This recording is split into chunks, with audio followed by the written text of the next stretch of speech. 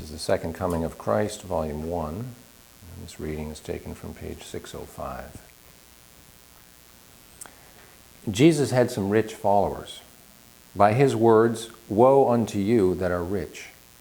He condemned not the possession of wealth, but attachment to earthly treasure, and selfish hoarding without sharing with others in need.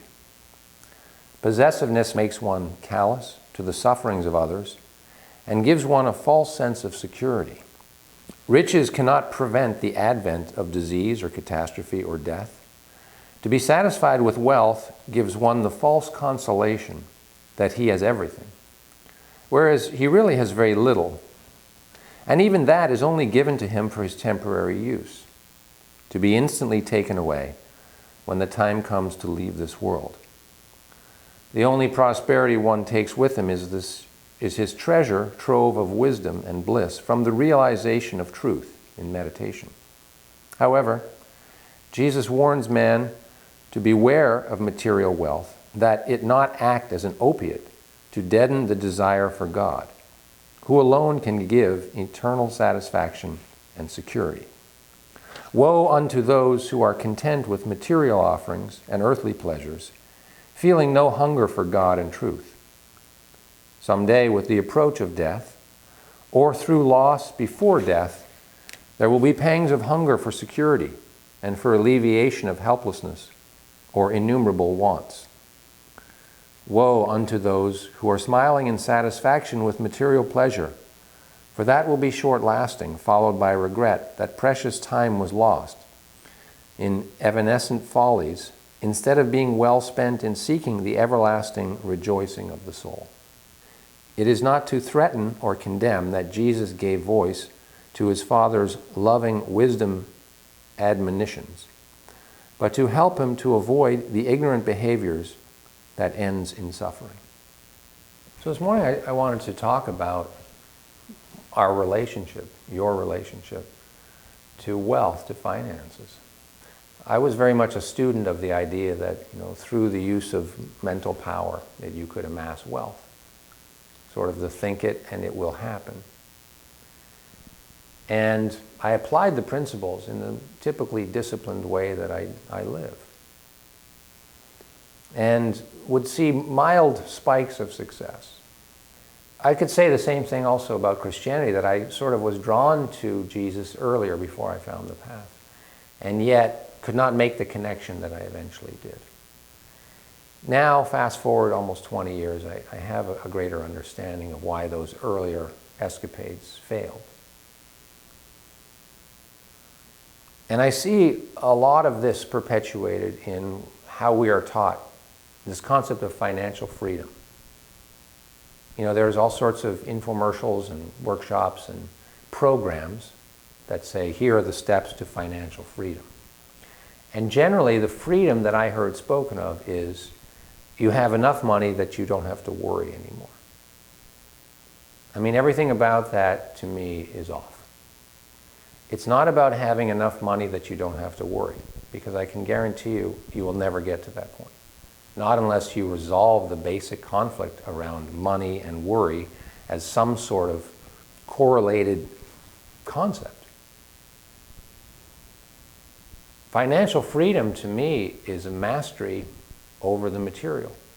An understanding that there is a way by which financial abundance comes to you.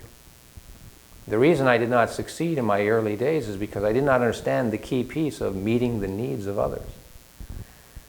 That when you provide value for other beings, the universe or God rewards you with energy, with money. And I've taught prior that if you can think of and get to a point where you recognize that money simply represents an unexpressed energy. So if I have $100, I can have an experience. The money was sort of sitting there representing a future potential, and I like the freedom of being able to exercise that when I want. I believe that the financial freedom is when you understand how the system works and you participate in it to the degree that allows you to function at the level that you want.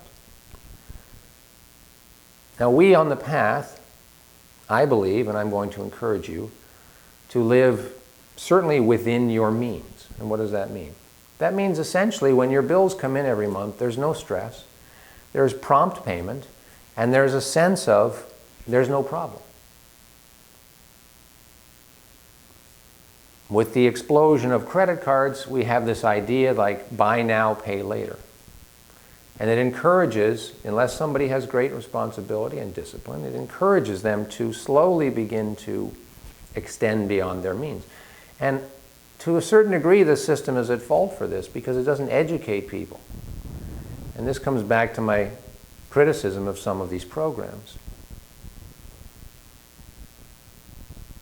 It's very much like Christianity. There's a level at which you can go, okay, well, Jesus is the Son of God. Actually, Jesus is God, and you have to live within these moral structures, and then you will be guaranteed a place in heaven. Okay. I don't find that model to be true. But if somebody who really that's all that they can handle and lives in accord with the principles, it'd probably be pretty good for them. They'll discover what happens. We're all going to discover what happens at the end of your life, whether you end up in heaven or some organized system. But if you adhere to the principles of Jesus to the best of your ability, you will tend to have less conflict and you will tend to do well. So that's good. But that wasn't sufficient enough for me because I was like, well, it doesn't really make sense because Jesus talks about God, so how could he be God?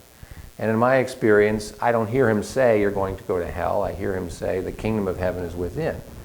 So presenting these now to this sort of one model of Christianity, I'm faced with the conflict of them going like, well, it's this, it's that, but my intuition's going like, they don't really know.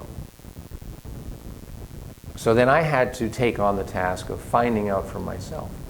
And luckily, I stumbled upon a mystical organization that said, yes, we will show you how to have the experience for yourself. And to me, it's the same thing with the financial. Pay your mortgage off quickly, invest in mutual funds. These are sort of traditional financial guidelines. Now, if you follow them, generally, you're going to do okay. But see, there's a mystery period from about 60, 65, maybe 68, depending, to the unknown, which is the end of your life. How can you be assured of a quality of life when you're no longer invited into the workplace? You're kind of said, okay, it's time to hang up your tie or whatever, and we'll take care of you with Social Security. And hopefully you have managed your portfolio. Well, again, that works for some people. And I don't want to be overly critical of it. But again, I was like, I have questions about that model. Because really it's saying, get out of debt as soon as possible. And you could, through logic and reason, go, yeah, why would you want to owe money? You're paying interest on it. And the other part is give your money to people who know what they're doing, in other words, these mutual funds or financial advisors, and let them increase your wealth. To which I was like, if I felt confident in that. But when you do a deep dive, you go, many of these markets are run in a corrupt manner.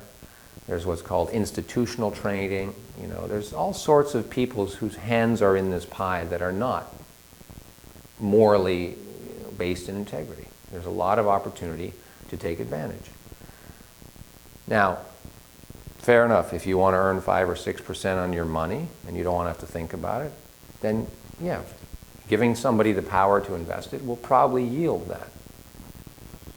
But as somebody who wants this financial freedom in accord with God, I want to develop the skills and the understanding to use the money that I have to maximize it.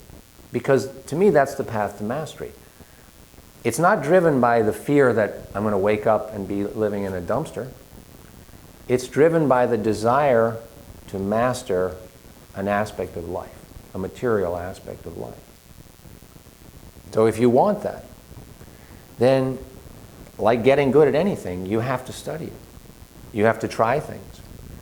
You have to be very diligent And the three enemies that I see that I want to address in this message today is, number one, this intense fear and anxiety about the future, which many people have.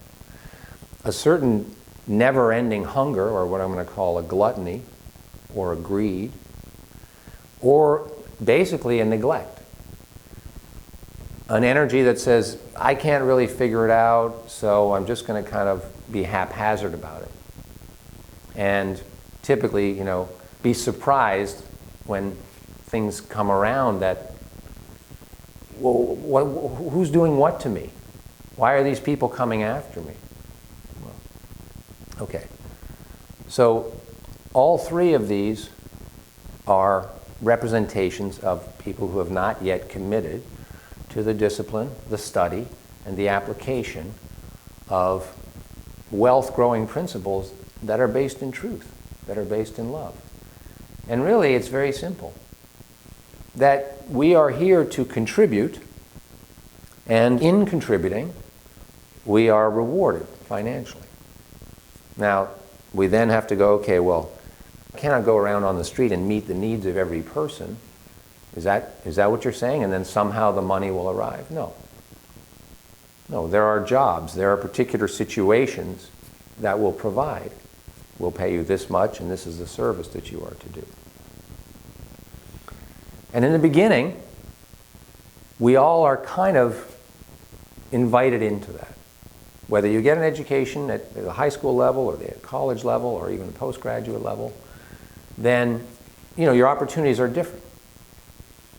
Now there will come a point where you can begin to amass, let's call it a sum of capital, which then you can use. It puts you into a different category when you now have this chunk of money that you can make investments, whether it be in property or mutual funds or a business or whatever. So then you enter into a certain type of higher level of decision making. To what degree are you willing to get to that point? In other words, take care of all your debts, live within your means, make a sacrifice, and begin to carve out a chunk of money that you can then use to earn more money. Again, if it's driven by fear, this is what Yogananda is criticizing. If you're worried or you're insatiably hungry for more money, then the energy is out of accord with God. That's not to say you won't get it, but it won't provide that sense of freedom because you haven't actually addressed the very thing that led you to want more money or that led you to be terrified that you won't have enough money. So what leads you to that is a belief and an acceptance and a love of the system. Not the system that human beings have created, which is rife with corruption and deception, some truth, but the system that God offers, which simply can be summed up as, that which you sow, so shall you reap.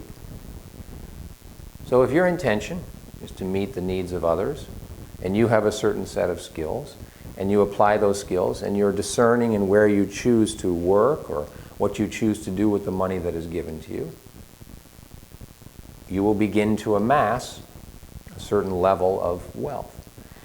Now, having that wealth, that may lead to, the system does work.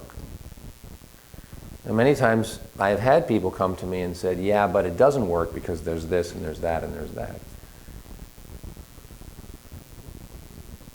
I like to be compassionate and go, okay, well, let's examine to what degree your premises that these things are unfair is based in truth. Or is it just another level that you have to uncover and learn how to integrate? To which people often roll their eyes and go, oh my Lord, when does it ever end? Yeah, it is a lot. In financial freedom, you're probably going to have to do the same, because if your family taught a certain energy about money, then you're going to have to decide to be loyal to the truth, of which part of that probably was transferred, and then be disloyal to that which was not true. And that is very difficult for people until they really start to examine it and go, yeah, I've been loyal to this kind of fear-based mentality, to this sort of, anger about money, to this neglect thing about money. So we want to go, well, are you ready to break that loyalty? Most people consciously say yes, but subconsciously they may resist it because it's comfortable. It's not comfortable struggling about money, but it's comfortable not having to do much. Which is one of the reasons I don't think we get a lot of people here, is because I don't propagate that. I have acceptance for what people want to do, but I don't sit there and pat them on the back and patronize people who go, this is all I'm going to do. I go, that's okay. But the consequences of what you choose to do will be received. If you wish to do more, you can elevate to a new level of consequences, meaning positive consequences. Now, let's say you go, I'm gung-ho, I want to do it all. Okay.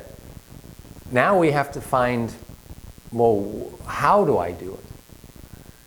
This idea that debt is bad and give your money to other people to invest in it, that's a rule, and we don't really follow rules in that sense, because some debt is not bad.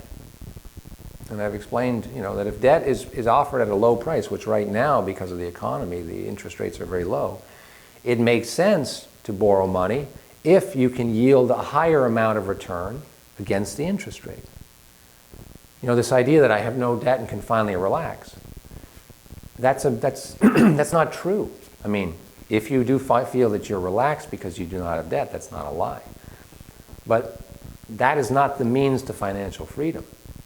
The means to financial freedom is to understanding what is the cost of having debt, what is the opportunity cost if I pay all that debt off as opposed to keep this capital and begin to use it. Well, now I'm stepping into a place where I feel nervous, because what if this debt falls apart and this is called in and, in other words, some calamity happens. We try very hard to teach a philosophy, a spirituality, that calamity is unlikely. We have insurance.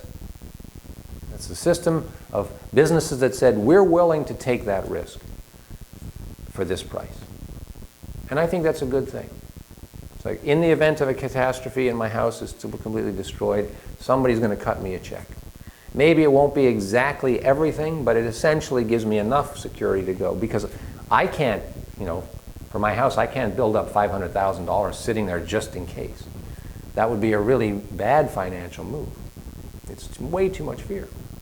And think about what Yogananda is saying. It's like, your house, your finances are temporarily given to you anyway. So, reaching a place where you go, God will take care of me. The system is just if I play by these spiritual rules. Now, getting to that point means you have to overcome the family loyalties. If you're somebody who has sort of an insatiable desire and just loves the idea of more and more and more, so what's up with that? I mean, I think if you want to be a millionaire, great. Do it in accord with God. It may take a little longer than if you do it through dishonest means. But I think there should be some sort of spiritual impulse driving that. In other words, I really want to experience this level of abundance. I want to see what it's like. I want to learn the skills to get there. And then, having got there, decide, does this provide some kind of a spiritual peace? And I think that you're going to find that when you're on the path and you're really committed to God, there's a level of comfort that I think makes sense.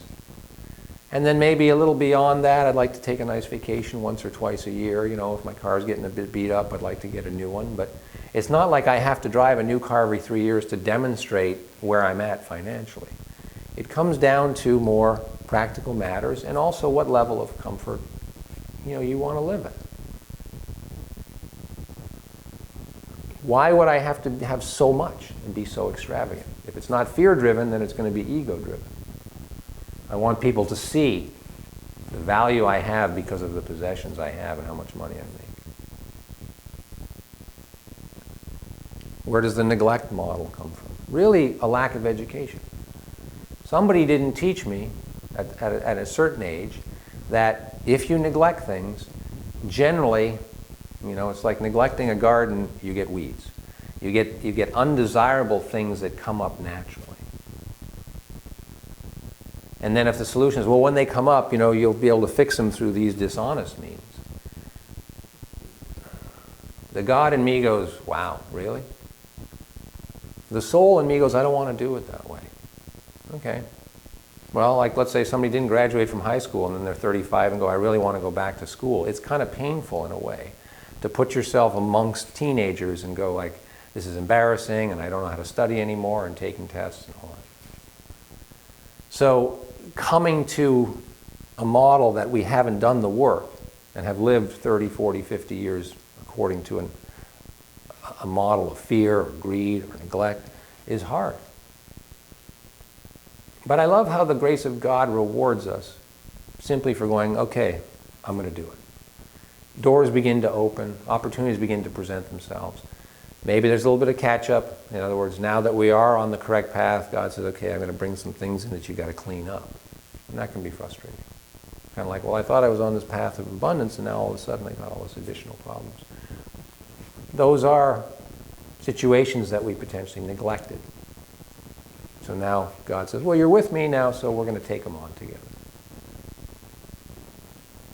And I can assure you that, maybe it'll take a year, maybe it'll take 3 years, but you'll reach a point where you'll understand from experience that financial freedom is not about having a lot of money. It's about having a peace inside and trusting in the system and deciding to participate in the system.